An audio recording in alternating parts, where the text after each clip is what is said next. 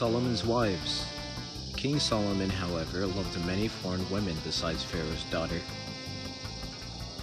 Moabites, Ammonites, Edomites, Sidonians, and Hittites. They were from nations about which the Lord had told the Israelites, "You must not intermarry with them, because they will surely turn your hearts after their gods." Nevertheless, Solomon held fast to them in love. He had 700 wives of royal birth and 300 concubines, and his wives led him astray.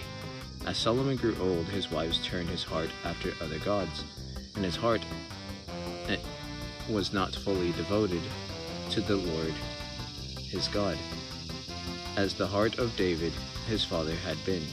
He followed Ashtoreth, the goddess of the Sidonians, and Moloch, the detestable god of the Ammonites. So Solomon did evil in the eyes of the Lord. He did not follow the Lord completely, as David his father had done. On the hill east of Jerusalem, Solomon built a high place for Chemosh, the detestable god of Moab, and for Molech, the detestable god of the Ammonites. He did the same for all his foreign wives who burned incense and offered sacrifices to other gods. The Lord became angry with Solomon because his heart had turned away from the Lord, the God of Israel, who had appeared to him twice. Although he had forbidden Solomon to follow other gods, Solomon did not keep the Lord's command.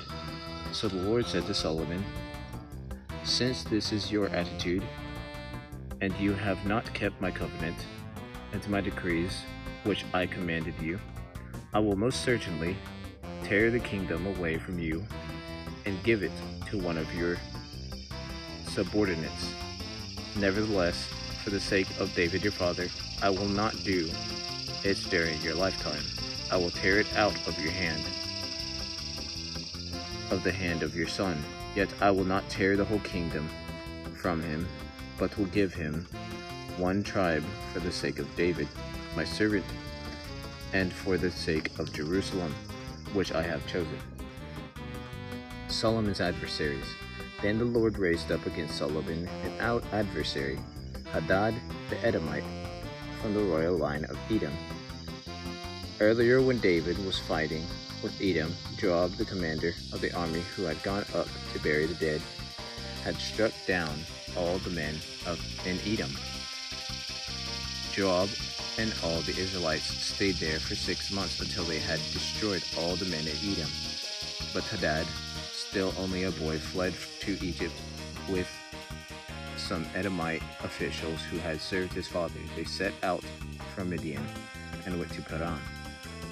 Then, taking people from Paran with them, they went to Egypt, to Pharaoh, king of Egypt, who gave Hadad a house and land and provided him with food. Pharaoh was so pleased with Hadad that he gave him a sister of his own wife, Queen Tahpenes, in marriage. Tahpenes, the sister of Tahpenes, bore him a son named Genubath, whom Tahpenes brought up in the royal palace. There, Genubath lived with Pharaoh's own children. While he was in Egypt, Hadad heard that David rested with his ancestors and that Joab, the commander of his army, was also dead. Then Hadad said to Pharaoh, "Let me go, that I may return to my own city." "What have you lacked here that you want to go back to your own country?" Pharaoh asked. "Nothing," Hadad replied, "but do let me go." And God raised up against Solomon another adversary, Rezon, son of Eliada, who had fled from his master Hadadezer, king of Zobah. When David destroyed Zobah's army, Rezon gathered a band of men around him and became their leader. They went to Damascus, where they settled and took control. Rezon was Israel's adversary as long as Solomon lived, adding to the trouble caused by Hadad. Rezon ruled in Aram and was hostile toward Israel. Jeroboam rebels against Solomon. Also, Jeroboam, son of Nebat, rebelled against the king. He was one of Solomon's officials, an Ephraimite from Zerada, and his mother was a widow named Zeruiah. Here is the account of how he rebelled against the king. Solomon had built the terraces and had fulfilled in the gap in the wall of the city of David his father. Now Jeroboam was a man of standing, and when Solomon saw how well the young man did his work, he put him in charge of the whole labor force of the tribes of Joseph. About what time Jeroboam was going out of Jerusalem, and Ahijah, the prophet of Shiloh, met him on the way, wearing a new cloak. The two of them were alone out in the country, and Ahijah took hold of the new cloak he was wearing and tore it into 12 pieces. Then he said to Jeroboam, "Take 10 pieces for yourself. This is what the Lord, the God of Israel, says. See, I am going to tear the kingdom out of Solomon's hand and give you 10 tribes. But for the sake of my servant David and the city of Jerusalem, which I have chosen out of all the tribes of Israel, he will have 1 tribe.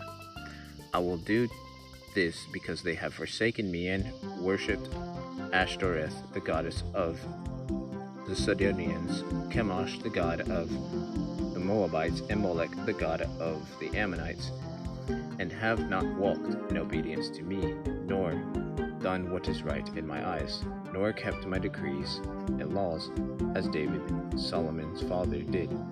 But I will not take the whole kingdom out of Solomon's hand. I have made him ruler all the days of his life for the sake of David, my servant, whom I chose, and who obeyed my commands and decrees. I will take the kingdom from his son's hands, and I will give you 10 tribes. I will give one tribe to his son, so that David, my servant, may always have a lamp before me in Jerusalem, the city where I chose to put my name. However, as for you, I will take you, and you will rule over all that your heart desires. You will be king over Israel.